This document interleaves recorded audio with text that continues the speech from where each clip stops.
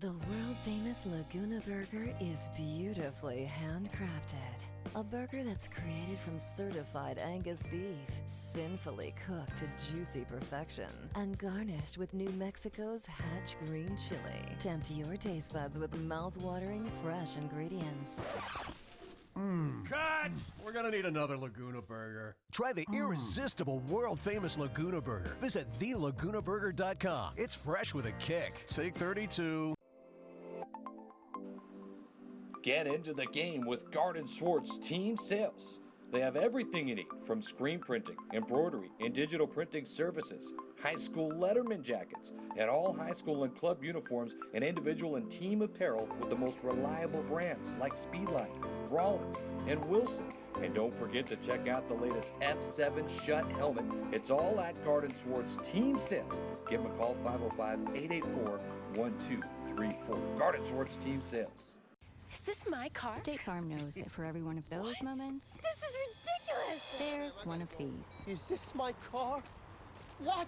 This is ridiculous. This can't be happening! This can't be happening. Oh, it's happening, sweetheart. Oh, it's happening, sweetheart. Shut up. Shut up! That's why State Farm is there, with car insurance for when things go wrong, but also here with car loans to help life go right. State Farm. Talk to State Farm agent Marty Size or Michelle Rudolph in Albuquerque today. Car Crafters, proud supporter of ProView Sports Network. Are you sure we're supposed to be doing this? Don't worry, I've watched him do it 1,000 times. Come on, what's the worst that can happen? No! Bad dog! Hi, welcome to Car Crafters. What happened? Don't worry, we'll make it like it never happened. Car Crafters, it's like it never happened.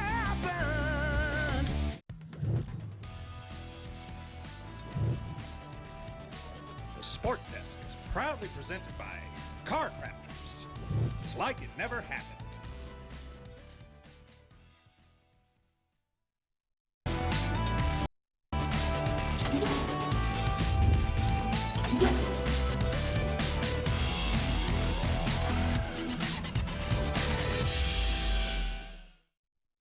Good morning and welcome to Sports Desk, live on Comcast Channel 26, also streamed on Facebook. I'm your host, Ed Nunez. Before we get to our special guest, Ian Clark, first things first, a special community member of our community passed away tragically yesterday, Alvin Metters, the former New Mexico Highland star, the former Albuquerque High star, coached at Albuquerque High for many years, coached in the community, a leader in our community, also the director of Thomas Bell Community Center for many, many years, passed away last night of cancer about 6:15 p.m. So all our condolences go out to the Metters family. I've known Alvin for many, many years. When I coached at Highland back in the day, Alvin was the one that helped me with strategy, with my dress on the bench. He was an inspiration to many and a role model to so many, so condolences out to the Metters family. Our special guest today is former Lobo defensive back, also former Highland star back in the day, Ian Clark. Ian, welcome to the show. Thanks for having me, Ed. I appreciate it. Yeah, you know, Ian, we go back many, many years. You know, I say, you have all those accolades as far as Highland and UNM, number 30 back in the day. Still remember the uniforms. I rarely missed a home game. Those were exciting times. But you'll always be one of my kids, man. Yeah, always. At Cesar Chavez, when I was the director there, you were one of the kids that in the center, and you and I have had we don't always talk, but that closeness never goes away. I don't think because of the things that we went through when you were young. And I think you probably know how much I cared about the community and the kids there. I was a Highland guy too, and most of the kids came there from Highland. And so, we were always trying to make a difference in the communities that we were at, and I still remember you very well at Cesar Chavez. Yeah.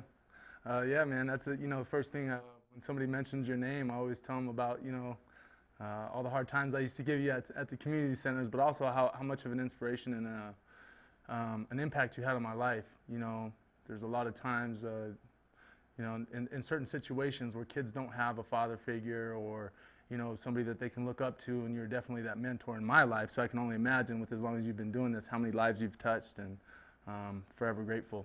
Well, I'll tell you what, that's what it's, it's funny because that's what it was about. And, you and I mentioned Cesar Chavez, and, and I was at East San Jose for a while. I was at West Mesa, I worked with a lot of at-risk kids.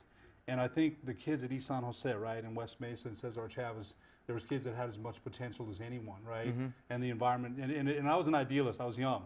I thought, hey man, I can change a lot of things. And then later I had to understand that I couldn't take some of those kids home and tuck them into bed and watch a movie with them. But we did try our best, and I still am. Even to this day, I'm going to retire in December. And I look back sometimes, the career floods back on me. Whittier, Trumbull, the old Trumbull Community Center, which you didn't see because you was already gone by the time. The old Trumbull Community Center, man, I'll tell you, where Cesar Chavez was over there in Pennsylvania. The new Cesar Chavez moved south, but the old Trumbull Community Center was, there was some real action there too, man. So I think about all the lives, hopefully, and still, that's what it's about to me. I've been lucky to do that and perform, to these communities that I've been at. It's been a pleasure, man. I mean, an honor to be at those communities. And even now, when I'm at Manzano Mesa, I'll look back and think, gosh, man, 30 years went quick, Right. It really did. And I'll see the faces. Sometimes I'll see somebody and they'll say, hey, I used to work for you, and I don't remember them, but I'm like, at least they remember. So maybe you did have an impact, but that's what it's always about. And, again, former Lobo star, we wanted to mention the Lobos. They're 2-2 now. They lost to Liberty on Saturday, 17-10. You did go to the Lobo Aggie game. I saw that you posted on Facebook, and they won 55-52. Rio Grande rivalry. You've got 505, the Zia symbol tatted on your with my number in there. Number 30. Yeah, I got that in college. Right. Talk about a little bit about that, the Rio Grande rivalry back in the day when you played for the Lobos. And it was 2006 to 2010 that you played? Yeah, so I graduated high school 05 and then finished in 2010. So you get the 5-year scholarship, and that was my tenure there. 4 years with Coach Long and 1 year with Mike Loxley, which was, all in all was just an amazing experience. Being a local kid, and I remember, in middle school, they have the guidance counselor from the high school come down, and she's asking, well, what do you want to do when you grow up? I said, well, I'm going to be a pro football player. And she laughed, and so that was I'll never forget that day. That was going to be my ambition, to make it. And so, when I was awarded a scholarship to go to UNM, it was a huge honor for me. Also to be able to stay in state, be around my family, my friends, and the ones that I cared about. So it's, it's definitely a big part of my life. You, when you played for UNM, you played for Coach Long, and I want to ask you about this year's team. You've seen them a little bit. To me, and I've been a fan since 1970, a Lobo football fan. Right. And I don't care, I've seen Rocky Long, Joe Morrison, Jolie Dunn, Dennis Francione, Mike Shepard, Rudy Feldman back in the day, Bill Mott. I've seen just about every Lobo coach that's come through here. And I remember when Coach Long was the coach here, I don't think that we've ever seen 44,000 for the Aggies. I was there, 44,000. I remember I had to park way, way out in the dirt. And people don't remember that. They're like, they would think I'm lying, but I was right there, man. When we played the Aggies, there was 44,000. And so you played at a time when Lobo football, when Coach Long was here, the 3-3-5 defense. I mean, Coach Long's defensive schemes were just amazing. Coach Long, I remember when he played here. I remember listening to Mike Roberts when he was the quarterback here. Right. So I think you played at a time there when Lobo football was, maybe at its peak, right, as far as popularity. Right. But it's always been a question to me, my son and I. Gosh, you see my son, he's a huge fan. And I love it. I love it too, because I'm always interested. I have to know if they want or how they're how they're going to do. But it just seems to me, again, in the loss to Liberty, the offense didn't play as good as it did against New Mexico State. They made some mistakes. Tavaka Tuioti had 2 interceptions. I think they had some chances. Right. But it seems to me, and I don't know, I don't know even if they, Coach Davey has been, he's got 2 bowl games. He's won 9 games, twice, I believe. Right. But you always hear people saying, well, it's Coach Davey coached at Texas A&M and Notre Dame. Right. And you hear people, again, a lot of people have, I think, soured on him and the program, and I don't know why. Sometimes apathy sets in with Lobo football. You were here with Coach Loxley, 3-33. He didn't have the greatest success. Right. But after that, it seems to me that Coach Davey came in, had some success, but the crowd seems to have never really come back again. Yeah. I mean, they were there for the New Mexico State game, and I always hoped that people. Right. We had 27, I think, right? And they're. I think they said they needed 15 to average 15 the rest of the year. Right. And it's just, I don't know what's that key thing to make them, again, will the program ever reach that again that it did with when Coach Long was here? I can't put my finger on it. That's something that I wonder all the time, even when they are having a successful season. I forget what year it was, and they were, I went out to the Wyoming game, man, and it was empty.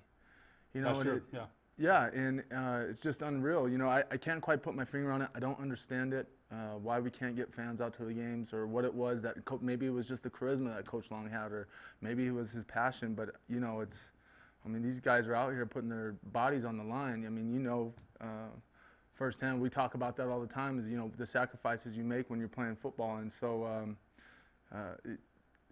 it's disheartening, and it's sad to see, the lack of support that we have from the community out there on the field. And I can't quite put my finger on what's going on. But yeah, you're absolutely right. There, not a lot of times that I remember playing in my day that the stands weren't packed. And people might have forgot that. I remember one time my brother and I were in Dallas watching the Cowboys, and they had 38,000 for Rice. My brother and I were trying to get the game at a bar in Dallas. And so there has been times when it was, it was good, right? Right. And I just, a lot of people say, well, if you get, Coach Davey and bring this guy in or that guy, I don't know that that's the recipe for what they're looking for here. Again, Bob Brown used to say this, the former ESPN host of The Locker Room. He would say, if you're a football town, they come at 2, they come at 4, they come at 6. It doesn't matter. And I don't know, the start times, sometimes, they had a 4 o'clock game against Sam Houston a couple weeks ago. Right. 97 degrees. Coach Davey had the serious medical incident. I saw him on TV last night, though. He looks good. Right, yeah. He looks great. Looks great, thank God. Yeah, absolutely. So, I don't know, and it frustrates me, right, because I've been a fan for all those years. The Veer with David Osborne, Buddy Funk. I've seen so many Lobo players come through here, and good ones. And like you mentioned, they do put it out there on the. Daryl Chestnut was my guest about a month ago. He played under Coach Davey. Right. And he mentioned the same thing you did. They put it out there on the line. Coach Davey is, he said it, is a very good coach. Right. I mean, you look at his resume, and I think people sometimes forget that. It's the same thing with Coach Locksley. I thought he was a very good coach.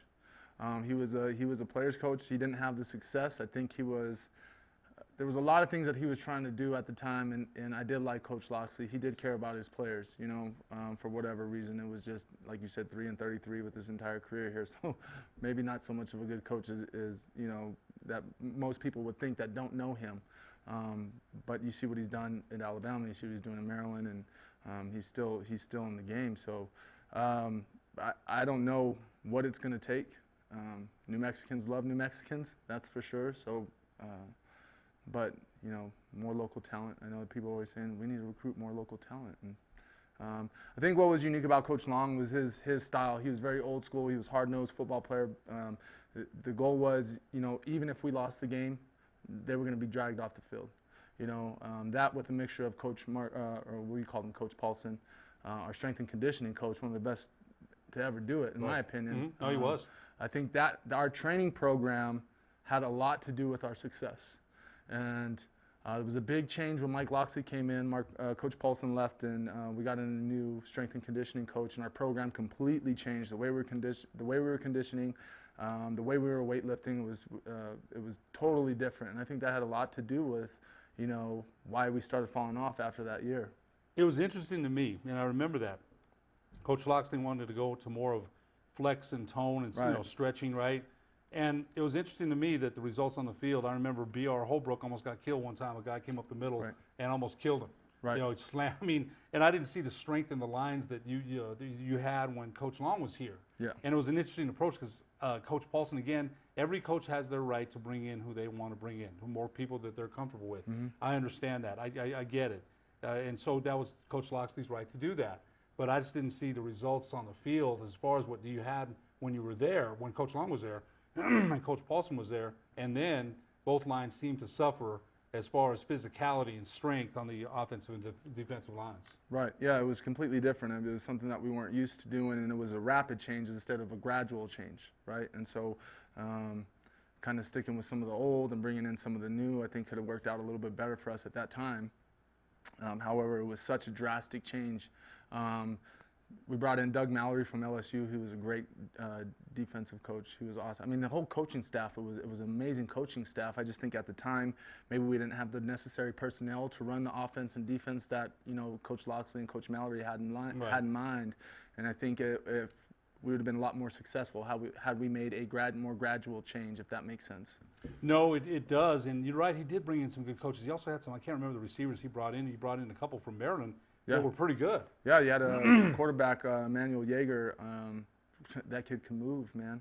That kid can move, and I don't think he ended up staying for the entire tenure. but he was a great quarterback. I mean, he was a very good recruiter. Brought in a lot of kids from the East Coast, something that we weren't used to. We were used to seeing more kids from Texas and from California. Right.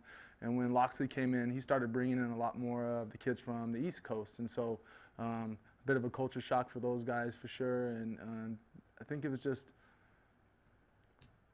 maybe not the best place for Locksley at that time. I can't put my finger on that one as well. So we'll take a break and talk more with Ian Clark after these messages on the Sports Desk.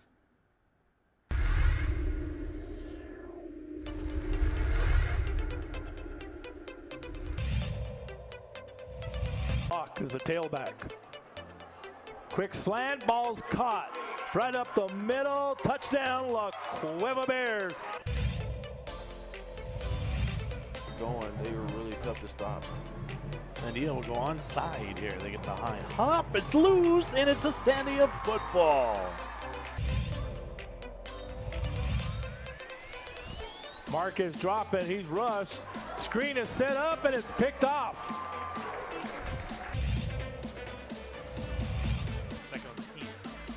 Hernandez has room. Shot out of a cannon. Stiff arm, and he's free. Touchdown.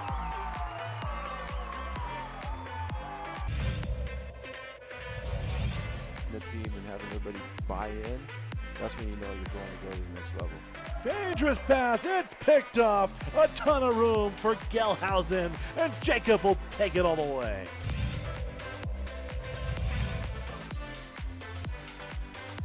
Silva. And the ball's out. It's going to be recovered for the Hawks. A lot of green out in front. The Big Phil is rumbling and stumbling, and he's in. It's a Simon Arisi touchdown on a turnover for the Hawks. And a toss down the far sideline. It's up for grabs, and it's intercepted. How about that? Kind of a la Jim Murphy, play tough up front. Very much so. Evans looking to the left, yes. Jenkins still on his feet. Jenkins with a spin, another move. He made everybody miss. Wow. It's a touchdown for the Huskies. And Santana gonna take it straight through, and he's got the first down and more. Santana all the way. Touchdown. His second one tonight. He needed a half a yard. Instead, he got a touchdown. Knocking on the door here, set point to try to get one back and tie this one set apiece. La Cueva need a point. Win by 2 to 25. So Jones, miscommunication. Eckelman keeps it alive. But here's a chance for Anders. Blocked at the net. Reset. Anders again off the block. And it's kept up. That might be the play of the year. Huckabee down the middle and missed it wide. I can't believe it. Angeles Gonzalez Sanchez, maybe the play of the year.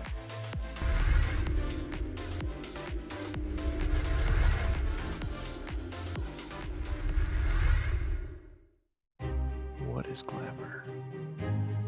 Frailty. What is desire?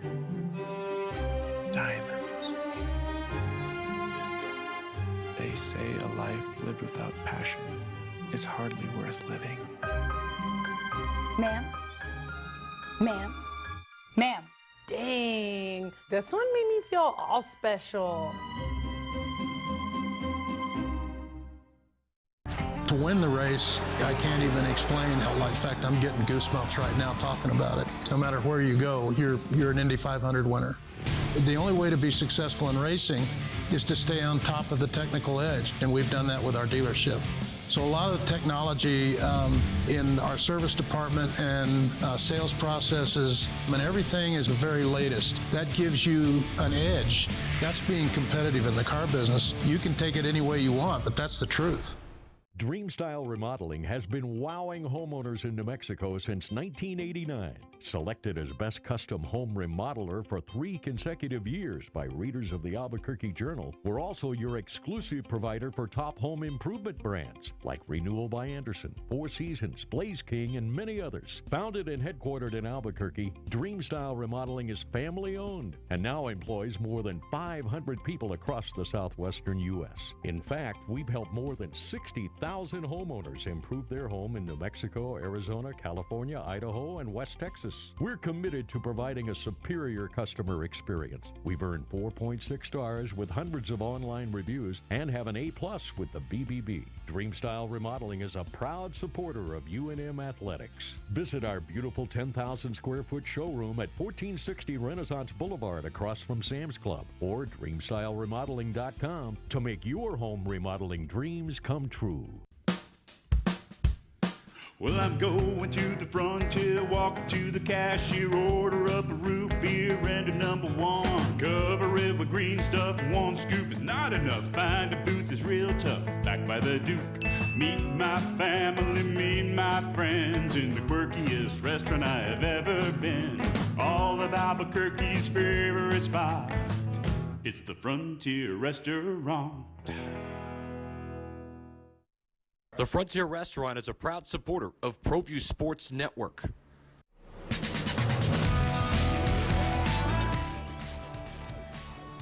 Welcome back to the Sports Desk live on Comcast Channel 26, also streamed on Facebook. I'm your host, Ed Nunez, along with my special guest, former UNM Lobo football star, former Highland star, Ian Clark. Ian, we've gone through a lot of stuff, and I think one of the things I wanted to ask you about too was Coach Long. You mentioned Coach Long. And I think at that time, you mentioned, I think the team took on his personality. I really do. Yeah. You don't know this about Coach Long, but when I was just kind of about 18 or 19, I would play in these small man tournaments. You had to be 6'1" and under, basketball. And he was playing for Albuquerque Tire back in the day, Coach Long. And I never played against him. I didn't get a chance to, but they said he was a heck of a rebounder, and I bet he was. He was so dang strong. He played in the Canadian Football League, as a cornerback. Right. Mm-hmm. And so I think at the time, gosh, it killed me to see him in Aztec colors. I'm not going to lie. It killed me when he went to San Diego State because this is a Lobo to me, man. Mm-hmm. Cherry and silver. And to see him in those colors. And he had to do what was right for his family. I'm not mad at Coach Long. It just killed me to see that because for me, seeing him as the Lobo quarterback, as the option wishbone quarterback, number 18, I still remember the NM on the side of the helmet with the circle, and Mike Roberts. Nobody called a game, like Mike Roberts. No kidding, man. Nobody did. Yeah. And so that was a kid. I grew up listening to that, to Mike Roberts.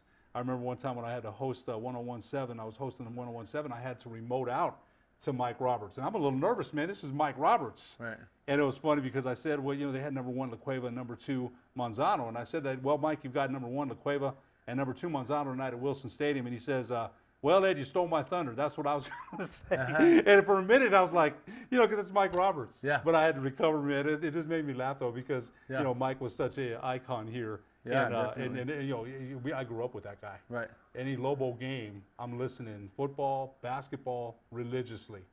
But going back to Coach Long, I think, again, they took on the personality. You guys took on his personality for those years. Coach Long had a certain charisma about him that, you didn't want to disappoint Coach Long, no matter what it was. And it was unspoken. And the way he carried himself, the way he cared about the team, the way he cared about Lobo football in general, New Mexico, there was something about Coach Long that you just didn't want to disappoint. And so, when he said something, you did it. And you did it just exactly the way he wanted to. And if you didn't do it that way, he was going to let you know. And so, he would be in the weight room with us. He wasn't sitting there. He was working out with us. I understand he still outlived some of you guys, man. Oh yeah, he'd interchange with you, and you'd be talking in your ear. If he's putting up more weight than you, but it was. I don't think there's very many coaches like Coach Long anymore. He's one of the last few. And when I say old school, hard-nosed football, it was, if you look at the uniforms today that UNM is wearing, I find it very hard to believe that our uniforms would look that way if Coach Long was here, because he was that adamant about team unity, right? So we didn't wear black socks. He almost wanted us to take our names off of our jerseys, right? All those little things that you don't think about, but it's about being a unit and working as such.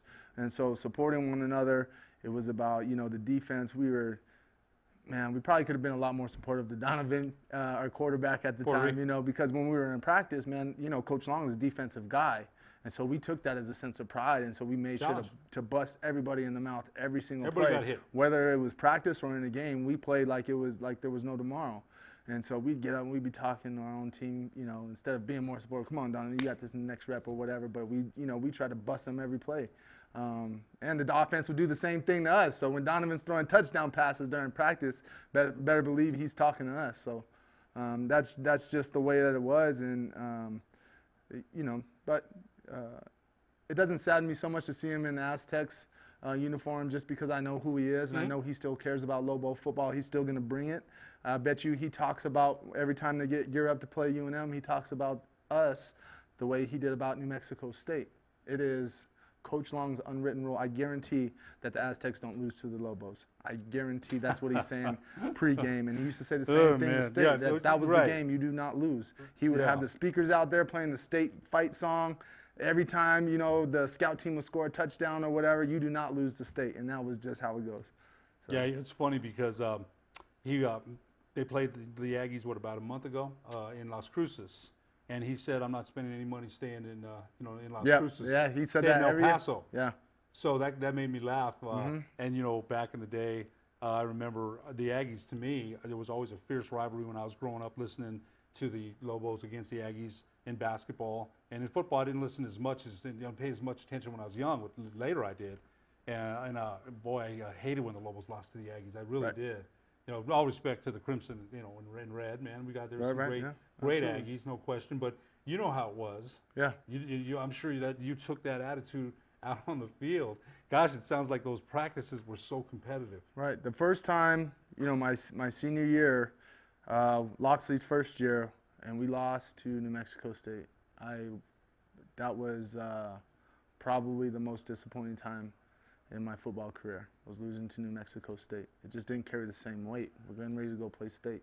You know, you had some of the old school dudes that still, you know, we still carried that, but unfortunately we lost that game, and that was probably the biggest upset. And every time that the Lobos lose to the State since I've been playing, that is the biggest no-no in my book. You know, I'll give them credit, you know, the Aggies credit. Mario Bocha has done a very good job with less as far as their recruiting budget and what they have. He's done a great job. Chris Jan, Doug Martin, the football coach, has done a good job. Yeah, they've done a good job. You know, they don't have the resources that we do as an athletic department. And, you know, but I'm glad, you know, that I was coming back from Silver City. I told you I'm the voice of Western New Mexico. Right. So we're coming back and we're getting the radio in and out, you know, Portnoy in and out of the mountains. And I'm like, darn it. And we're up. And then all of a sudden we're like, Tavaka threw an interception, Tavaka Tuioti. And I'm like, darn, man. So I don't want to lose that game either, right? Right.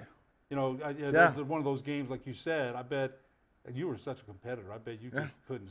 I bet you were beside yourself for 2 or 3 days. And that's nothing to take away from New Mexico State Aggies, not at all. You know, they're a good ball club. It's just the rivalry, right? It's the rivalry aspect. It's not saying that the Aggies are, you know, we're gonna always be better or whatever the case is. It's on that day we need to be better, right? So that's just the attitude that we took, and it was no disrespect to those guys, maybe a little, but well, you know, it's that Lobo pride, right? No, it is. Yeah. It's like when we'll talk about Highland in the next segment, the Hornet pride you had, the absolutely. Hornet pride I had when I played. The Sandia and Albuquerque High were huge rivals, man. And you know, I hated losing to Sandia. They were in our district at that time, and they had some good players. Right. They were good. They were always good. They were very good. Always good. You know, but it was that rivalry, right? I mean, when I was a senior, we got into a bench clear with them, a bench clear. You know, and you know, more pushing and shoving, but there was always that when we saw them, it's like, you know, who's your rival when you were playing at Highland? Who's your main rival?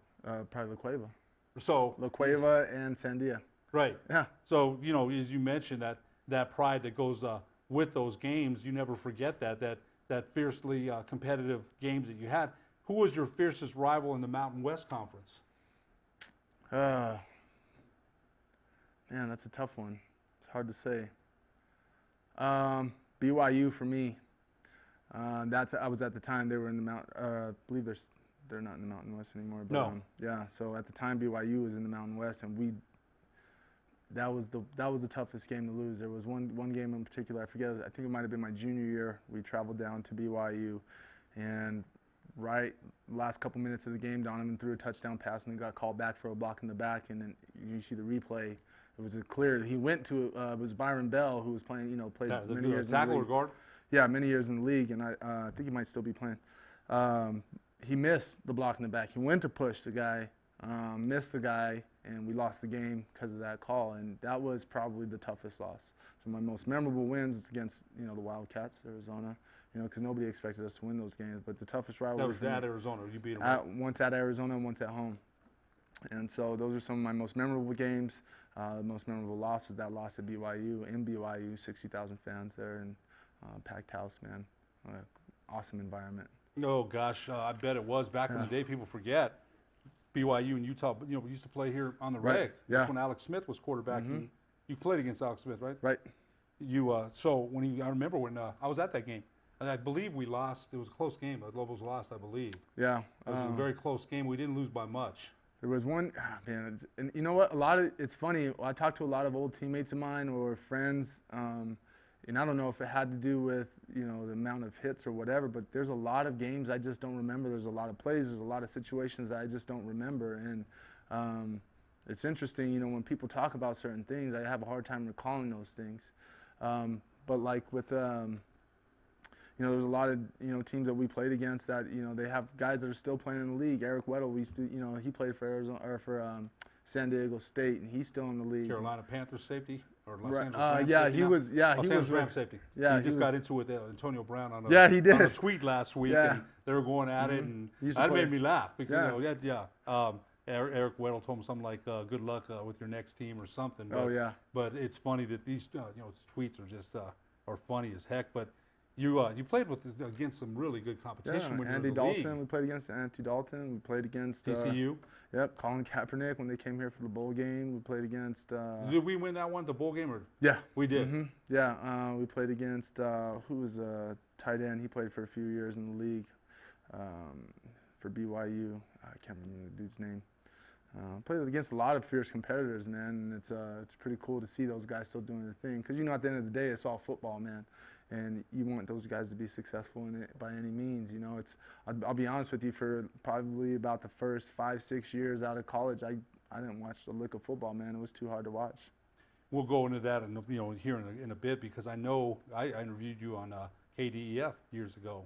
About you were just about thinking about trying out, and you just decided not to. You just decided not to pursue that pro career. I believe you had a shoulder that was a little balky, right? And you decided not to. And we'll talk about that a little bit, because I told you I had Daryl Chestnut on about a month ago, and he had a Washington Redskin tryout, and he probably could try out for the Gladiators. And I think he said the same thing, like, I'm just done.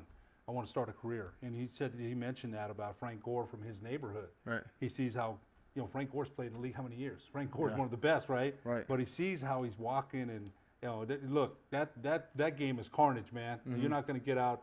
Coach Bermonte was here with us, the Gladiator coach, and it's 100% certain you're going to get hurt, right? It's 100%. Yeah, absolutely. Somewhere along the line. It's all luck of the, it's pure luck, man. In my opinion, one of the smartest players that I ever had the privilege of playing with, Zach Arnett, but also Glover Quinn, man. Just recently played in the league retired. for years. What, 10 years? 8 years? Yeah, think about Pro Bowl selection, couple Pro Bowls. Few Pro Bowls. Smartest guy I've ever played with, and that guy was dialed in. In hindsight, I should have taken the page out of his book, because there would be times, me and my buddy Frankie Baca and he was tough too, man. Frankie Some of my other Baca teammates. was tough. Yeah, LaQueva grad, right? Yeah, we're just hanging out in the hotel room before the game night, watching TV or whatever, playing cards, and you had to stop by Glover's room for a quick second or whatever, and he's already in bed, but he's got his playbook out. I mean, he was dialed in, but I mean, everybody's just different. Yeah, and you know what? He's a different cat, man, and he stayed healthy. Luck of the draw, man. There's, I think too, Ian. When we're young like that, or we think you're invincible. It's your instincts will kick in. I'm not saying you didn't study the game plan. I'm sure you did, But Glover was another guy. I mean, it's evidence, like you said, he just retired this season, I believe. Right. And he probably could have played. Just this last Somebody year. would have played and picked him up. Absolutely. And the same thing, you know, DeAndre Wright was probably watching him as a cornerback. It was like watching a receiver run routes backwards. I mean, it was like he was running the exact same pattern as the receiver, and he was right there with him. And so you felt safe during the game, you know, as a safety with those two guys on the edge. At least you don't got to worry about that. You just got to worry about what's going on in the middle. Because Glover and DeAndre got it down. We'll take a break and be back to the sports desk after these messages. Don't sacrifice quality of flavor when you're in a hurry. Golden Pride offers ribs, fried chicken, green and red chili breakfast burritos, and Frontier Cinnabons. 4 great locations, or visit us online at goldenpride@abq.com. Golden Pride Barbecue Chicken and Ribs, proud supporter of ProView Sports Network.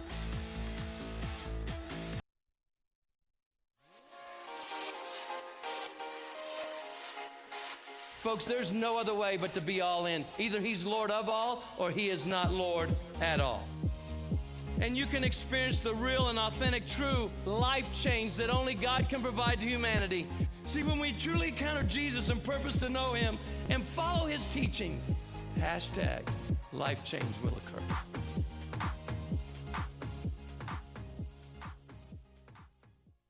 The world-famous Laguna Burger is beautifully handcrafted. A burger that's created from certified Angus beef, sinfully cooked to juicy perfection, and garnished with New Mexico's Hatch green chili. Tempt your taste buds with mouth-watering fresh ingredients. Cut! We're gonna need another Laguna Burger. Try the irresistible, world-famous Laguna Burger. Visit thelagunaburger.com. It's fresh with a kick. Take 32. Get into the game with Garden Swartz Team Sales. They have everything you need, from screen printing, embroidery, and digital printing services, high school letterman jackets, and all high school and club uniforms, and individual and team apparel with the most reliable brands like Speedline, Rawlings, and Wilson. And don't forget to check out the latest F7 Shut helmet. It's all at Garden Swartz Team Sales. Give them a call, 505-884-1234. Garden Swartz Team Sales. Is this my car? State Farm knows that for every one of those moments, This is ridiculous! there's one of these. Is this my car? What? This is ridiculous. This can't be happening! This can't be happening. Oh, it's happening, sweetheart. Oh, it's happening, sweetheart. Shut up! Shut up! That's why State Farm is there, with car insurance for when things go wrong, but also here with car loans to help life go right. State Farm. Talk to State Farm agent Marty Size or Michelle Rudolph in Albuquerque today. Car Crafters, proud supporter of ProView Sports Network. Are you sure we're supposed to be doing this? Don't worry, I've watched him do it 1,000 times. Come on, what's the worst that can happen? No! Bad dog! Hi, welcome to Car Crafters. What happened? Don't worry, we'll make it like it never happened. Car Crafters, it's like it never happened.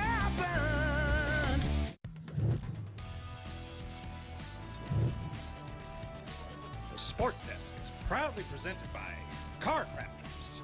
It's like it never happened.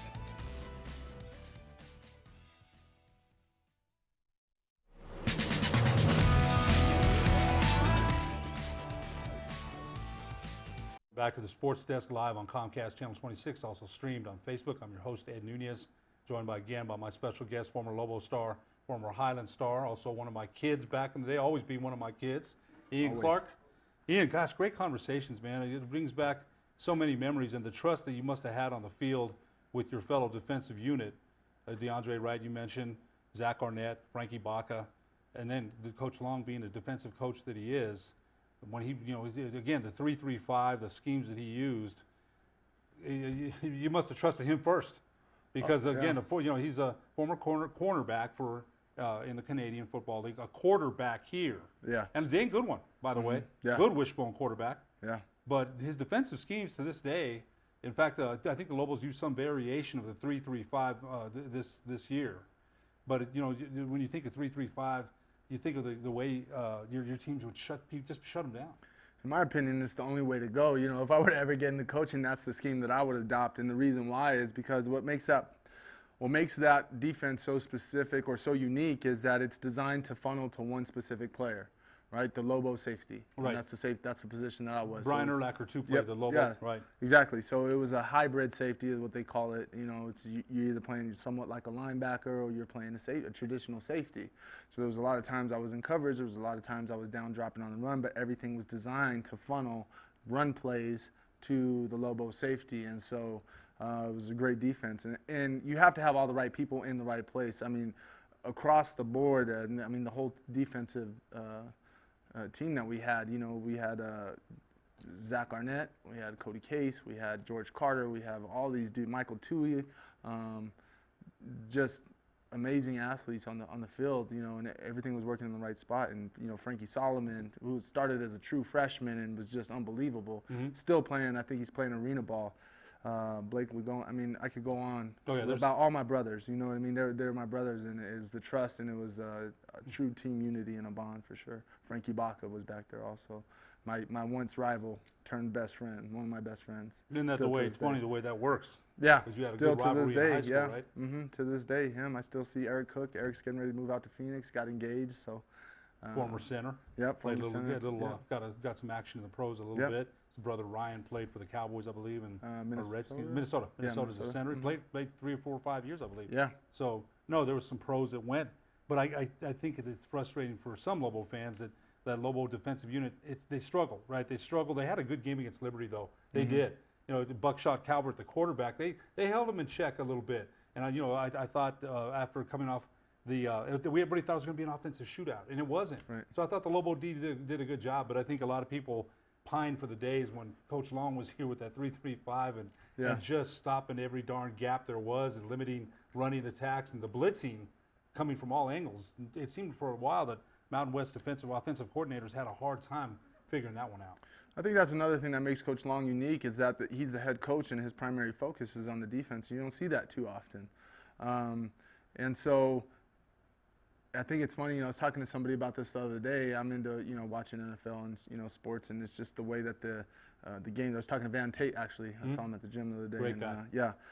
We were talking about just the amount of points that are being scored in these games these days. You don't really see the lower scoring games. You look at the Saints-Cowboys game last weekend, and that was pretty low scoring, but traditionally it's all offense, on that side. Of the game. So when you're watching the way Coach Long runs his team, it's more so about the defense, and he puts his trust in his OC to make the plays and put up the points. So I look at the Tampa Bay and the Rams on Sunday, 55-40. Crazy, man. Well, a lot of these rules though have benefited the offenses, right? They've benefited. Yes, absolutely. Back in the day, I remember Mel Blount, the cornerback for Pittsburgh. There was a 5-yard rule, and he just beat the heck out of receivers. He was so strong and rangy, he just throw them down, man. Right. And then they wanted more scoring, and they freed the rules up. Right. But all these spread offenses, right? The RPOs. It's crazy. So it's an offensive game now, but once in a while you'll see an old traditional black and blue division. That's what they used to call the NFC Central. Right. Cowboys Saints. I'm a Cowboy fan. I was really I was ticked off, that they lost, but. You'll see it. So once in a while, you'll see a defensive game. Not as much anymore. Right. And the only ones that say that was a good game is the old heads. Man. Right. It was a good defensive game. Right. And then you get the younger ones. They're like, man, that game was sorry, man. But you got to understand the beauty of the game if to really determine what's a good game and what's not. So what's a bad game. If I see a game that's up in the 60s on both sides of the ball, to me that's a terrible game. It's exciting, it's entertaining for sure. But when it comes down to the art of the game, because I do believe that the game of football in any fashion is an art, all sports. No question about it. Sure. It seemed to me Sunday, the Saints in a friendly environment, the Dome is a tough place to win, or it's a tough environment. It seemed to me like they were just a tick faster off the line than the Cowboys were, as far as they just stuffed that running game. I mean, you don't see Ezekiel Elliott averaging 1.9 a carry. Right. They were right in the backfield, just like a tick before. Right. Not saying they're offsides or anything. They're really on their. Oh yeah, when understand the cadence and that's what defensive linemen will do. They'll study a quarterback's cadence also, to time it up just so. Another interesting thing, a lot of people are down on the Jets, but I think the Jets have a pretty solid defense in my opinion. I forget which game it was, but they were in the backfield, but you know, they're obviously not going to be in the Super Bowl, in my opinion. So. Right, you know, and they've struggled. They got a good quarterback. He's out with mononucleosis right now. Right. They signed Le'Veon Bell, and it's funny, you know, the guy that got them a Super Bowl, Joe Namath, back in the day, right? Yeah. You know, his stats are he's probably one of the most overrated quarterbacks. I love the way he threw. He had such a clean motion. I don't know if you ever saw old films of him. Joe Namath could throw the ball. Right. He really could. But he's remembered for the merger. He said, I guarantee we're going to win. They did, and then the merger happened. Right. So he had something to do with that. You know, the old AFL beating the strong NFL. Yeah. And so, you know, and then Broadway Joe guaranteeing a victory. Right. So the Jets have struggled to find that. Yeah, but you know, you never know. They may turn it around. I wanted to talk to you about your Highland days. Mm-hmm. You know, Highland is 5-1 this year. You know, I'm so glad to see that. Yeah. They've gone through some times, Ian. It's not the school you remember. You Right. graduated in 2005, right? Right. I graduated in 80. Right. And when I was there, and I know when you were there too, it was one of the most culturally diverse schools you could ever see in your life. Yeah. I learned so much about diversity by going there. Absolutely. And I know you did too. Absolutely. And it's so different now. And, you know, and I'm not going to sit here and sing the blues because Coach Phil Lovato is doing a great job. Right. They're all doing great jobs. John Barnhill, Justin Woody, Lonnie Neal, the girls coach, they're all doing great jobs. Right. But it's a different school now. It's really cool to see, you know, Coach Lovato is what he's done with this program. He's been there for 3-4 years now. I think three. About or 4. three, Yeah, Stacey, three, you took 4 over years. for Stacey Washington. Yeah, so it's really cool to see somebody that's invested in staying and growing that program. I think he knew what he was walking into. I talked to him at one point about coming out and coaching. I just wasn't in the right mind frame to, you know, to do that, to make that commitment. And but for him to stick it out and get to where they are now, 5-1, that's tremendous, a tremendous accomplishment. It's unfortunate to see the teams that they're no longer playing against, right? They used to be up there playing all the big schools, you know. But it's, I mean, for them to be 5-1 is huge, man, huge. And so, as like you said about the diversity, man, it's one of the most diverse schools in my opinion. When I was there, you know, I didn't see color when I went there. Prior to that, I think I did a little bit, just because, you know, for me, I'm half black and half white. Always been mistaken as Hispanic, but, you know, never made a difference to me. But when I got to Highland, nobody cared about what ethnicity you were. I had friends that were Asian, I had friends that were black, I had friends that were white, from the Middle East, you name it, man. I mean, that was just the melting pot, and that's what I loved about it so much. I never skipped school, I don't think at all, because I like the social aspect of it. No, it's funny. You're going to laugh. We skipped one time, you know, and we went to McDonald's, and I'll tell you what, I was bored. I really was. Yeah. There was nothing to do, and I was like you, a social dude, right? Yeah. You know, I got friends from all walks, still do. And I think that's one thing I'll never forget about Highland. You know, we had Fort Hills people, right? People Right. from Altura Park. We had Asian Americans, Native Americans, African, everything, all walks of life. And we didn't see that when I was there. There wasn't the racial tension. Nobody, there wasn't. People fought, but it wasn't because of color. Just people fought because they're kids, right? Kids, yeah. No, that wasn't even mentioned. Mm-hmm. You know, so I think, you know, when I think of Highland, gosh, I still, you know, I hear the fight. That's my school, man. Right. I know that's your school too. Yeah, absolutely. And you know, you'll never forget it. So it's been a long road back for Highland. They're 5-1. Noah Lopez is actually I write for Enchantment Sports. He's our Enchantment Sports Player of the Week. 306 yards on Friday against Valley, 2 touchdowns. And you'd love this kid, Ian. He's tough like you, man. He's 5'10", 140 maybe. Sticks his head in there, gets them tough yards. I called him last night, you know, because I had to get an interview with him. Right. And it was tough to pull. He's a humble kid. Yeah. Humble, that quiet shyness about him. Yeah. But that kid, it's a football. You'd love him. Yeah. You saw him, man, because you love those tough kids. Yeah. You know, so he means so much to the Hornets as a leader, and his younger brother Nathan is the sophomore. They both transferred. Noah transferred from Valley. They wanted to play together. And I think it's a great thing. They don't, you know, one thing that's interesting to me, they don't have the numbers and the depth. But Right. when I was there, Coach Gentry was there. You know, Coach Gentry, man, you know, Coach Gentry, wow. You think of Coach Gentry, everyone was scared of Coach Gentry. Right. He was the AD when I was coaching there. And I remember one time asking him for basketballs, not till football's over. That's what he said. Yeah. And it wasn't like we were like, but, we're just like, okay. Yeah. Because Coach ruled with an iron hand. Coach Chavez is the same way. Yo, Judge, who, Yeah. outstanding guy. I love Coach Chavez. Mm-hmm. So I think Coach Lovato, who being a former Hornet, he understands that program. He understands what it takes. Right. You know, so I think they're going to do great. We'll be back on the sports desk for one more segment with Ian Clark after these messages. What is clever? frailty. What is desire? Diamonds. They say a life lived without passion is hardly worth living. Ma'am? Ma'am? Ma'am? Dang, this one made me feel all special. To win the race, I can't even explain how, in fact, I'm getting goosebumps right now talking about it. No matter where you go, you're an Indy 500 winner. The only way to be successful in racing is to stay on top of the technical edge, and we've done that with our dealership. So a lot of technology in our service department and sales processes, and everything is the very latest. That gives you an edge. That's being competitive in the car business. You can take it any way you want, but that's the truth.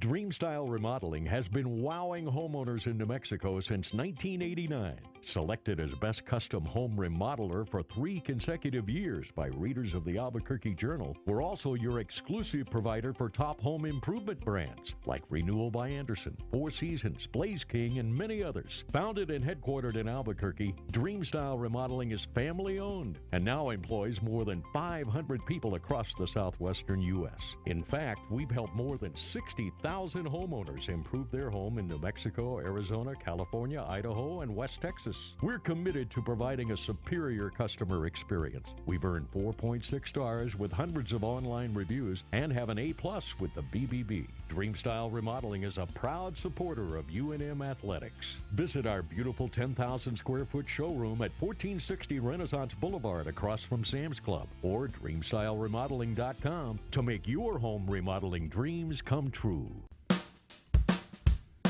Well, I'm going to the frontier, walking to the cashier, order up a root beer and a #1. Cover it with green stuff, 1 scoop is not enough. Find a booth that's real tough, back by the Duke. Meet my family, meet my friends in the quirkiest restaurant I have ever been. All of Albuquerque's favorite spot, it's the Frontier Restaurant. The Frontier Restaurant is a proud supporter of ProView Sports Network. Don't sacrifice quality of flavor when you're in a hurry. Golden Pride offers ribs, fried chicken, green and red chili breakfast burritos, and Frontier Cinnabons. 4 great locations, or visit us online at goldenpride@abq.com. Golden Pride Barbecue Chicken and Ribs, proud supporter of ProView Sports Network.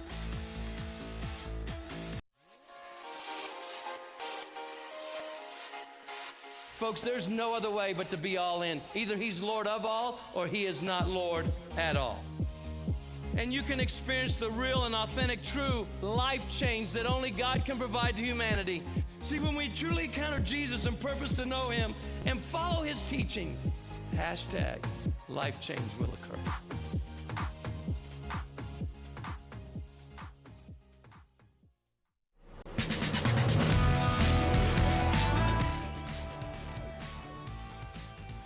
Welcome back to the Sports Desk live on Comcast Channel 26, also streamed on Facebook. I'm your host, Ed Nunez, along with my special guest, former Lobo football star, former Highland football star, Ian Clark. Ian, it's been a lot of fun, man. You know, it's just been a lot of bantering back and forth, and I'm so proud of you. You're doing so well for yourself. Thanks, Ed. You know what I wanted to ask you, Ian, is your decision not to go pro. You know, we talked about that. I still remember interviewing you on KDEF years ago. Yeah. And I think you had that pro dream. Yeah, you absolutely. did. Was there, was there any, #1, was there any regrets for that, and not trying? You probably could have had a tryout, maybe been on a team, played arena, right? For sure, no doubt. And you know, at that time, we mentioned you had a balky shoulder. Was there any regrets about that, looking back? I think there's always going to be some kind of regrets when it comes to that. Just the what ifs. You know, it's what if I would have done it? And I think the honest truth, man, is if I had done it, and if I had made it, I don't know if I would still be here on this earth, to be honest with you. I've gone through a lot of hardship since getting out of college, struggled with depression. Football was all I knew. My life since I was a kid was I'm going to be a professional football player. And so when that was over, you know, after college was over, I didn't know what to do, struggled with depression. I had 3 major shoulder surgeries throughout my college career. 2 on my left, 1 on my right. My most prominent season was supposed to be my senior season, Mike Loxley's first season. The year prior to that, I was finished, number 2 punt returner in the nation, yards per return. Also, the year prior was like the leading tackler of the team. All these different things. So you're getting looks. Everything you're was getting going in looks my from scouts, way. right? Yeah, everything was going my way, and blew my shoulder out first day of camp. And so I said, it's nothing I haven't dealt with before. I said, I'll just, play with a harness. I didn't hit the rest of the camp leading up into the season. First game against Texas A&M, we got wiped out, and in the third quarter, I dislocated my shoulder, and that was it as far as defense goes. And the goal was I could stay and continue to punt return, but defense was done. And so I decided to stick around. I was weighing my options. If I stick around and punt return, we're not getting the teams to punt, so I might as well get my surgery, recover, get ready for my pro day. And in that time, I, was not going to class, stayed at home. I was depressed. I wasn't going around the team. I think the coaches were struggling with their own stuff. They had their own stuff going on. Nobody was really checking in on me, so I just, playing the woe is me card, and that just spiraled into a life, with next X amount of years of turmoil in my life, right? And so I look back on it. I have a daughter that's 8 years old that I adore her, and I wouldn't, had I taken that opportunity, I wouldn't have been present for her birth. I'd have been traveling, would have been out of her life. So I think I'm a firm believer that everything happens for a reason. You might not understand why when you're going through it, but for me in my life, everything happens for a reason. And so with the way that everything's turned out, I think I made the right decision by not going. Oh man, yeah. Oh gosh, I can only imagine. You come a long way, and I don't blame you because you were a heck of a player, right? You're going to have that chance. Everyone wants that chance, right? When you're in your position, and yeah, you look at your daughter and you're thinking, "There's no way I made a mistake. No way right. I made that mistake, absolutely. right?" Yeah. Because oh man, I told you she'll grow up so quick, and my son is 27, and I didn't miss hardly a step, and he's got a daughter now, so I've got a granddaughter, and life happens so quick. So fast. It really does. So I'm really happy that you're happy with your decision, because sometimes guys look back, like I told you, Daryl Chestnut says, "Hey man, I'm done with that." He wants to move on with his life. He could probably go try out for the Gladiators. He's 24, and he's got speed still. He's in shape, man. Yeah. But he said, "You know what? I'm done. Yeah. I'm done. I want to move on with my life." And I think, tell us, you're the manager at Define Fitness. Define Fitness. Yep. Tell us a little bit about that. I mean, with your career goals and where you are, and you're in a good place, man. You're happy. Yeah. Funny backstory is, if I didn't get an offer for a scholarship offer, I grew up watching Iron Chef with my dad. That it was never what does Ian want to watch. It was what does Dad want to watch. And so, Iron Chef was our jam, man. So we would watch Iron Chef all the time. And so, my dad would always be making these different dishes. And so as I got older, I was really into cooking and culinary. And there was a culinary arts program in high school. And so I did that. All 3 years that I could take culinary arts, I did that. So before I was offered a football scholarship, I was getting ready to sign up for Le Cordon Bleu in Scottsdale. I wanted to be a chef. After that, I got into the restaurant industry. I managed restaurants for 5 years, had enough of that, and then got into the fitness industry, and that's where I really found my passion was doing something healthy for my life, setting an example for my daughter. Define Fitness has been a great experience for me. It's a great company. It started locally. It was a local company that started over 30 years ago, and has just grown and continues to grow. Great CEO. I have a great boss who is a mentor to me, and he's also my age. So he gave me an opportunity to become a manager over at Define Fitness on Coors and Montano, and at one point, I thought about looking to get into something else, and nothing beats a gym environment. You don't even feel like you're at work every day. For me, and my goal is to take it over, man. That's what I'm working towards, and my boss knows that, and so we're on the same page together. But you got his support. Yeah, I've got his support. He's looking over your shoulder like he's jealous or envious of what you're doing. Yeah, absolutely. Ian Clark, man, we'll have to have you on again, man. I'm absolutely. So happy for you. I really am. Absolutely. Thanks so much for being our guest. For producer Alden Iwani, I'm Ed Nunez. We'll see you next week on the Sports Desk.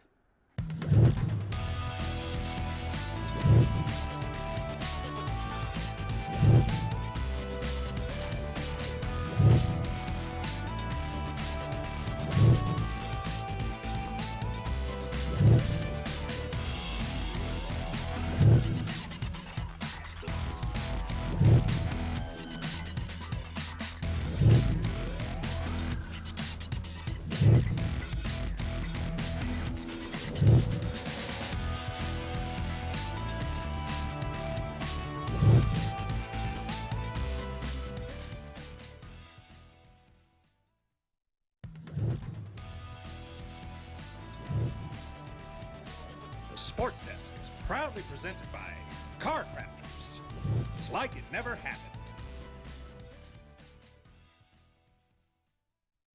The world-famous Laguna Burger is beautifully handcrafted.